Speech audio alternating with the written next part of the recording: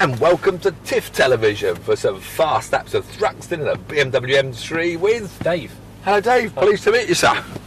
So have you been driving today? I have indeed, yes. Well, you've been out in the Cayman and the Renault.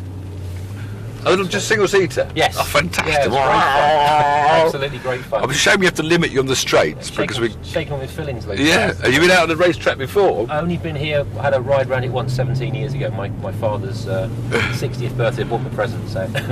So you haven't been out yourself much then? But... No. So now you're out with a lunatic in a BMW M3. Yeah. I've got to press my power button that sharpens the throttle response. I'm going to put my shock absorbers stiff, turn the traction off.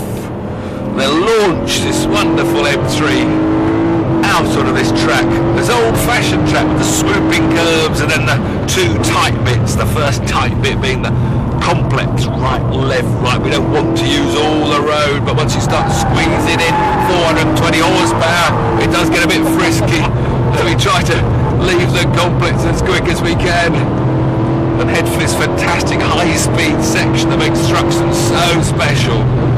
Because now we're cornering at over 100 miles an hour, trying to find that magical racing line which we taught. And the racing line, whatever corner you're going around, is actually just to use as little lock as you can and stay on the road. So you're trying to find one lock that runs you right down to the very edge. And even here we hang out, so find that line of least resistance. As we arrive at Church, the fastest corner, we need to glaze the brakes to make sure we get the apex this time. And then fire it onto the straight. In fifth gear, we got 7 gears, we don't use top gear is a bit boring. We stay in fifth gear, 140 miles an hour in fifth gear. Flap the paddle a couple of times, arrive at the chicane, getting a bit crossed up, catch that one, catch the third one. The Jensen button makes this look so easy. Let's rev this glorious V8 to 8,500 revs. You get paid for this. And it's a completely standard M3 straight out of the showroom, standard Pirelli P0s, but even the best cars have their limits. I can arrive at conferences if I can flick it early, catch that slide. Like all BMWs, there's so much steering feel, warning, I'm going to be right on the limit, still chatting away and smiling.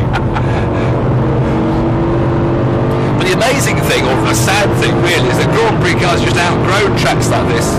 Because these corners would be full throttle in a Formula 1 car. The only challenge here to a Grand Prix driver would be their neck muscles. Yes. You know, whilst we're right on the limit 110, they'd just be full throttle with their car sucked into the ground.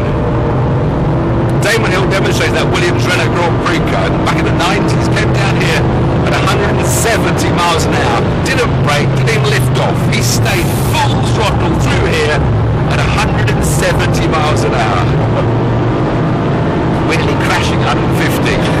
He went on to average 147, so he averaged more than our top speed. 142 as a Mazda stopped on the grass. Doesn't know where he's going. Oh God!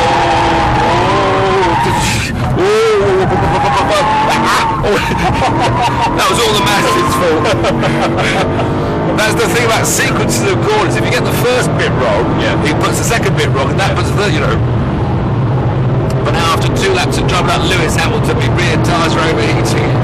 I've got to start easing back to make them recover for the next victim. Haven't guessed. So we brake 10 yards earlier, do more Jensen Button-esque stuff. Whoa, I've got it wide here, so that puts me on line for the exit.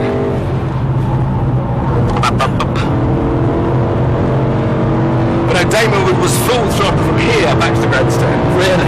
So he just sort of come up here, full throttle, turn his little wheel, 3G on his neck muscles. Then we're pulling about 1G. And then he would have gone 4G probably all the way through here. All the time, just full throttle. Nailed.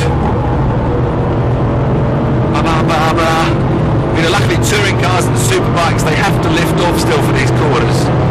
So you get fantastic racing with them. If you watch the telly in 10 days time around Thruxton in the touring cars, last lap of the race, you'll see them fighting through here. As soon as you're on the straight, they'll be weaving across and shaking their fists.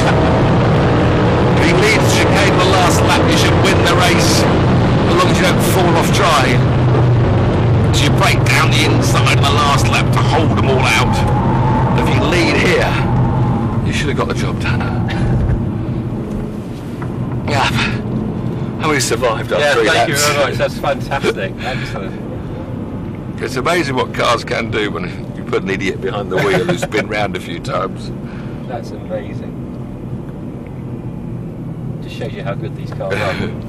But I mean, the BMs are lovely. They're so well balanced. Well. Yeah, and they're completely standard. But BMs have that wonderful balance. They've got so much steering feel. You know, we always talk about feel on telly, but it was true. You know. Yeah. Fantastic as an experience. Thank you very much. Brilliant. My pleasure. Happy Christmas, everyone. Cheers.